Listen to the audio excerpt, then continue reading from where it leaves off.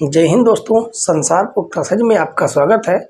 आज की वीडियो में हम एज चैप्टर का पार्ट 3 सॉल्व करने वाले हैं। ठीक है, हमने पार्ट 2 तक सॉल्व कर लिया था।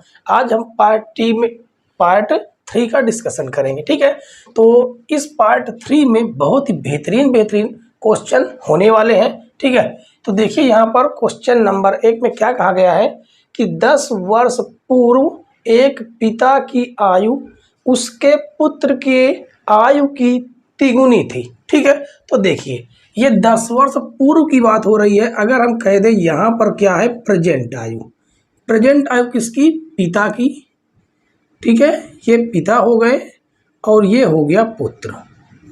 तो पिता और पुत्र के अगर वर्तमान आयु पूछी यहाँ पर दिया गया होता तो हम वर्तमान आयु का अनुपात लिखते, लेकिन यहाँ पर दिया गया 10 वर्ष पूर्व की बात, तो हम चले जाएंगे 10 वर्ष पूर्व। ठीक है, यानी -10 कर देंगे।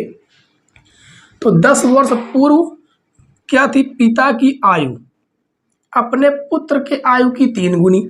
मान लेते हैं पुत्र की आयु 1 थी तो पिता की आयु इससे 3 गुनी यानी कि 3 हो जाएगी। ठीक है, उसके बाद कहा गया है वर्तमान में पिता की आयु पुत्र की आयु की 2 गुनी है।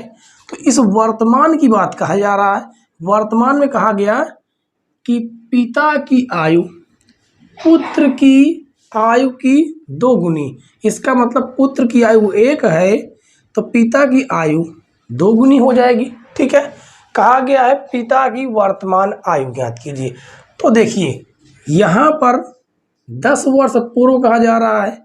ठीक है, तो इनके बीच में 10 वर्ष का गैप होना चाहिए। ठीक है, अगर इनके बीच में 10 वर्ष का गैप है तो इसके बीच में भी, पुत्र के बीच में भी 10 वर्ष का गैप होना चाहिए। ठीक है, तो देखिए यहाँ पर हमने देखा कि कितना 2 से 3 यानी कि 1 केवल माइनस है, कितना केवल 1 माइनस है। और यहाँ पर देखा गया तो 1 से 1 ही है, मतलब एक भी वर्ष का गैप नहीं है। लेकिन ऐसा नहीं हो सकता है कि 10 वर्ष बिताने के बाद उसमें बीच में वर्षों का गैप ना आए। ठीक है, तो देखिए ये बीच का अंतर समान होना चाहिए। अगर समान नहीं है तो हमारा तरीका क्या होगा, इनके बीच का अंतर देखेंगे, इनके बीच का अंतर देखेंगे। इसका बीच का अंतर 2 है और इसके बीच का अंतर 1 है।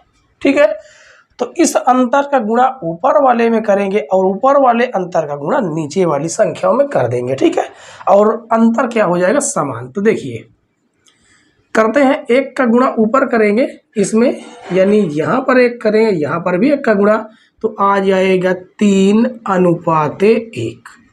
ठीक है, और उसके बाद इस 2 का हम यहाँ पर गुणा करेंगे और यहाँ पर भी 2 का गुणा करेंगे, तो 2 दूनी हो जाएगा 4 अनुपात 2 × 2। ठीक है, तो देखिए क्वेश्चन में कहा गया था 10 वर्ष पूर्व, तो यहाँ पर कितने वर्ष का अंतर होना चाहिए, 10 वर्ष का। लेकिन कितने वर्ष का अंतर देखिए, 4 से 3 हो गया, मतलब 1 वर्ष का अंतर है। कितने का, 1 वर्ष का। क्वेश्चन कह रहा 1 वर्ष पूर्व की बात नहीं है, 10 वर्ष पूर्व की बात है। इससे कितना गुना है, 10 गुना। तो पूछा क्या गया है, पिता की आयु। तो पिता की आयु कितनी होगी, वर्तमान में 4 है, लेकिन 4 ना होकर क्वेश्चन ने कहा है इससे 10 गुना, यानी 10 चौक 40 वर्ष हो जाएगी पिता की वर्तमान आयु। ठीक है दोस्तों, तो बस हमें क्या करना है, एक बात का ध्यान रखना है कि इसके पहले वाले क्वेश्चनों में इनके बीच का जो गैप होता था वो समान रहता था, लेकिन यहाँ पर देखा गया कि बीच का गैप समान नहीं है।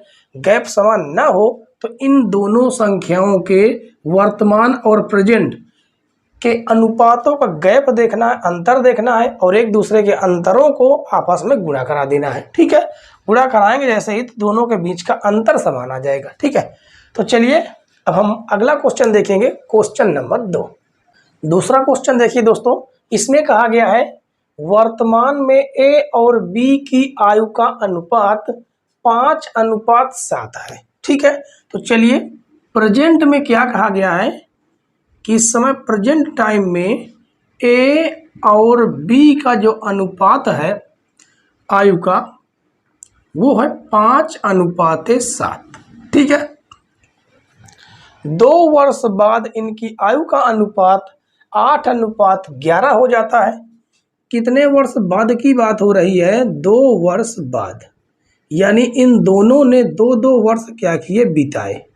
ठीक है, और बिताने के बाद उनकी आयु का जो अनुपात निकल के आया वो 8:11 है।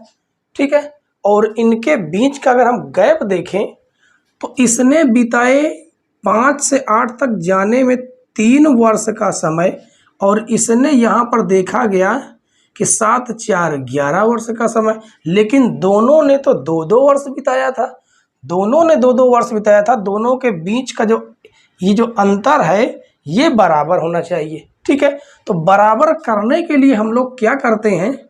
देखिए, बराबर करने के लिए हम लोग इनके बीच का अंतर देखते हैं। इनके बीच का अंतर 2 है और इसके बीच का अंतर कितना है? 3 है। तो 3 का गुणा ऊपर वाली दोनों संख्याओं में कराएंगे। तो चलिए करा देते हैं। ठीक है, तो देखिए इस 3 का गुणा यहाँ पर करेंगे और यहाँ पर भी करेंगे तो 3 पचे हो जाएगा 15 अनुपाते और 3 सते 21। ठीक है, और उसके बाद इस 2 का गुणा नीचे वाली संख्याओं में कराएंगे। यहाँ पर 2 का गुणा और यहाँ पर भी 2 का गुणा। ठीक है, तो 8 दूनी हो जाएगा 16 और ये हो जाएगा 11 दूनी 22।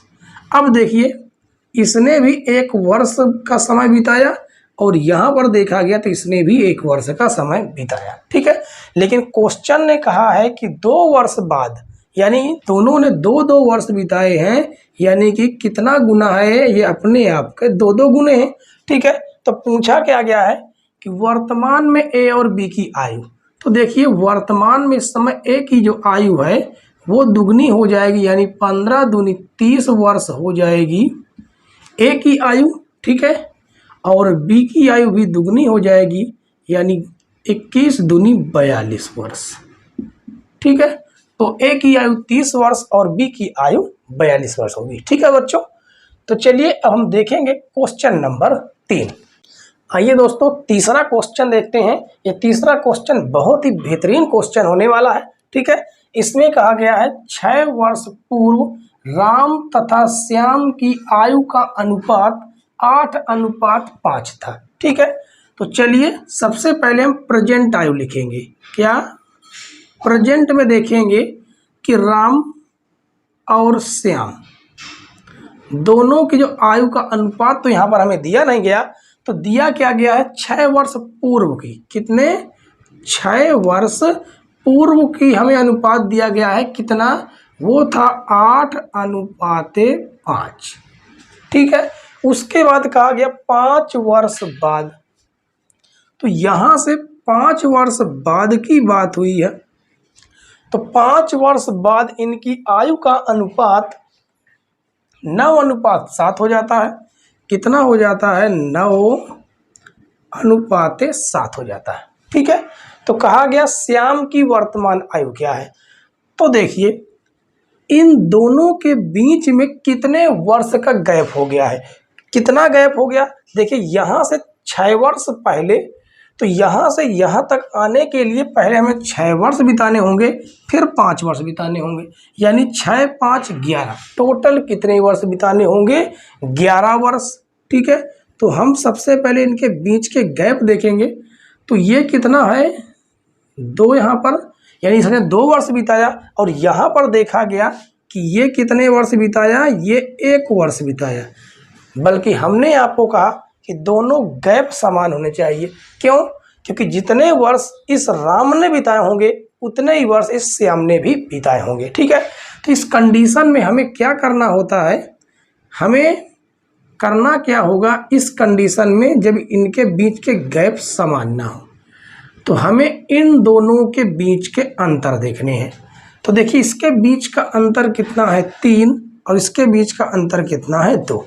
तो इस 2 को ऊपर वाली संख्या में गुणा करेंगे, यानी यहाँ पर दोनों में गुणा करेंगे तो हमें एक नया अनुपात मिलेगा। क्या? 8 दूनी 16 और 5 दूनी 10। ठीक है, और इस अंतर का यहाँ इन दोनों संख्याओं में गुणा करेंगे। ठीक है, तो हमें एक दूसरा और नया अनुपात मिलेगा, यानी 9 त्रिक 27 अनुपाते 7 त्रिक 21। ठीक है, तो क्या अब देखिए इनके बीच का जो गैप है क्या वो समान है, देखते हैं। तो देखिए इसने बिताए 11 वर्ष, 16 से 27 तक पहुंचने में 11 वर्ष, और इसने भी बिताए कितने 11 वर्ष। ठीक है, लेकिन क्वेश्चन ने ये नहीं कहा, क्वेश्चन ने कहा 11 वर्ष बिताए। ठीक है, यहाँ पर तो कहा गया क्वेश्चन ने 11 वर्ष बिताए। चलिए क्वेश्चन में देखते हैं यहाँ पर क्या कहा गया है। यहाँ पर कुछ दिया तो वैसे नहीं गया, 6 वर्ष पूर्व की बात हुई है और 5 वर्ष बाद की बात हुई है। ठीक है, बिल्कुल राइट है।